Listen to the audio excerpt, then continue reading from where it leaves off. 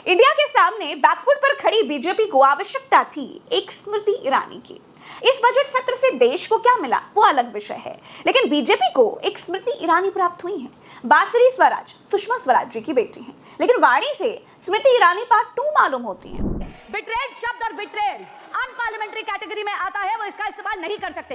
इसके अलावा उन्होंने मिनियन शब्द का इस्तेमाल करा जो आपत्तिजनक है। इन्होंने व्यक्तिगत टिप्पणी करी हमारे यशस्वी प्रधानमंत्री श्री नरेंद्र मोदी पर और इसेंट्रिक शब्द का इस्तेमाल करा। मेरा आपसे निवेदन है कि इन दोनों के लिए, इनको तीनों बातों के लिए इनको माफी मांगनी चाहिए और रिकॉर्ड से ये तीनों शब्द एक्सपंज होने चाहिए। ममता बनर्जी के भतीजे अभिषेक बनर्जी ने अपने भाषण में बिट्रेयल मतलब विश्वासघात शब्द का इस्तेमाल किया, एसेंट्रिक मतलब संकी शब्द का इस्तेमाल किया, मीनियन मतलब कार्टून शब्द का इस्तेमाल किया।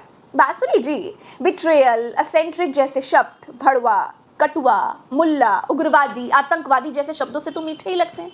ये शब्द बीजेपी के ही सांसद रमेश बिदूड़ी ने चुनाव से पहले इसी संसद में बसपा के सांसद दानिश अली के लिए इस्तेमाल किए थे। क्या रमेश बिदूड़ी ने माफी मांगी? बांसुरी जी को स्मृति ईरानी की एक्टिंग सीखने के बजाय सुषमा स्वराज जी जैसा न्याय और वाकपटुता सीखनी चाहिए। माफी मांगो सोनिया गांधी, माफी मांगनी चाहिए और रिकॉर्ड से ये तीनों शब्द एक्सपंज होने चाहिए। प्रधानमंत्री और उनकी टीम कांग्रेस मुक्त भारत बनाने जा रहे थे, लेकिन बाजी ऐसी पलटी कि संसद के भीतर एनडीए इंडिया के आगे टिक नहीं पा रहा है। इंडिया का हर दल एनडीए पर कहर बनकर टूट रहा है। हालत यह हो गई है कि गोदी मीडिया के पास अब दिखाने को कुछ नहीं बचा है, इसीलिए बांसुरी स्वराज के 20 सेकंड के माफी मांगों पर दिन भर डिबेट कर रहा है, क्योंकि बीजेपी की तरफ से कम कोई बोला तो सही।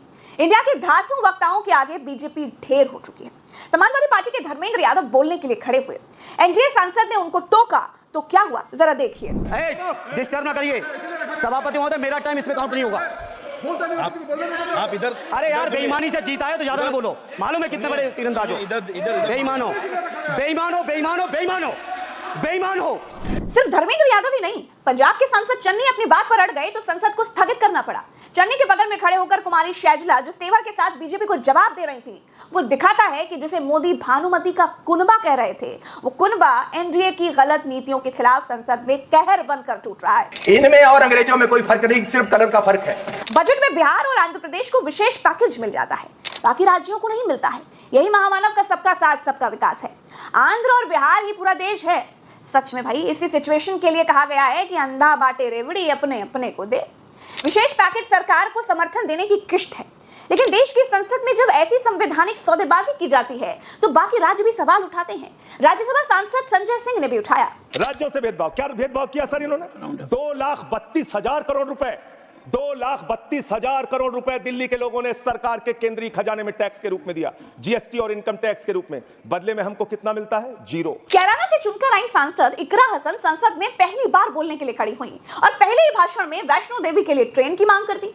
एक तरफ जहां कांवड़ियों को मुस्लिम ढाबों पर खाना खाने से रोका जा रहा है, दूसरी तरफ समाजवादी पार्टी के एक मुस्लिम सांसद हिंदुओं की वैष्णो देवी यात्रा को और आसान करने के लिए संसद में आवाज उठा रही है। शामली से प्रयागराज तक और शामली से वैष्णो देवी तक नई ट्रेनों के चलाने की मांग क्षेत्र के लोग लंबे समय से करते आ रहे हैं। प्रयागराज में उच्च न्यायालय का होना और वैष्णो देवी एक धार्मिक तीर्थ स्थल होने के कारण दोनों स्थानों की कनेक्टिविटी अति आवश्यक है।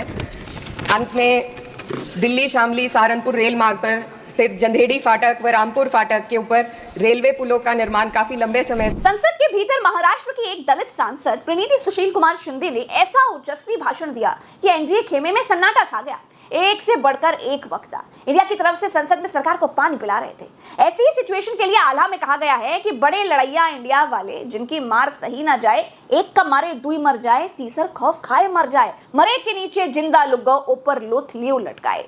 पूर्व गृह मंत्री सुशील कुमार शिंदे की सांसद बेटी को सुनिए जरा। स्पीकर सर, इनके मुताबिक गए 2014 के पहले कोई भी अच्छा काम देश में नहीं हुआ और कुछ महानुभावों के मुताबिक देश आजाद ही 2014 में हुआ। खैर, आप कितनी भी कोशिश कीजिए, लेकिन इस सच्चाई को नहीं झटला सकते कि आज जो भारत चांद पर पहुंचा उसकी नींव इसरो के रूप में पंडित नेहरू जी ने रखी थी। 2014 से बीजेपी अपने झूठे प्रोपेगेंडा से कांग्रेस की लेगेसी को मिटाने की पुरजोर कोशिश कर रही है, पर इनकी लाखों नॉन बायोलॉजिकल कोशिश के बावजूद दुनिया इस देश को नेहरू गांधी का देश ही मानेगी। ये दुनिया की किसी भी कोने में जब जाते हैं तो इनको गांधी जी के प्रतिमा के सामने ही नतमस्तक होना पड़ता है।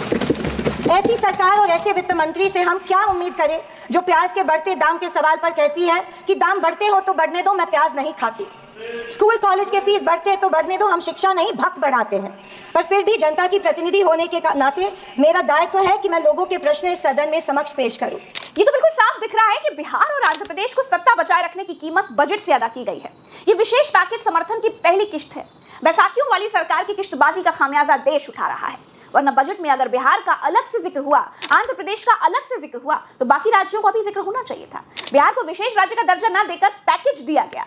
बिहार की जनता को भी आपको सुनना चाहिए कि वो इस सौदेबाजी को आखिर देख कैसे रही है। पहले हल्ला करता था कि हमको विशेष राज्य का दर्जा चाहिए, विशेष राज्य का दर्जा चाहिए, सीधे जनता के साथ दोगलागिरी कर रहा है। आपका विशेष पैकेज पे कैसे बिहार का जनता भरोसा करे? कभी भी नहीं दे सकता। इस जन्म में तो हमको विश्वास नहीं है कि बिहार को विशेष राज्य का दर्जा दिलवा सकेगा नीतीश कुमार। अगर आज खामोश रहे तो कल सन्नाटा छा जाएगा, अगर आज खामोश रहे तो कल सन्नाटा छा जाएगा। हर बस्ती में आग लगेगी, हर घर जल जाएगा, पीछे से आवाज आएगी, कोई नहीं है, कोई नहीं है। दोस्तों, बजट सत्र में बीजेपी बैकफुट पर दिखाई दी। बीजेपी इस बजट को आने वाले 1000 सालों का बजट कह सकती है।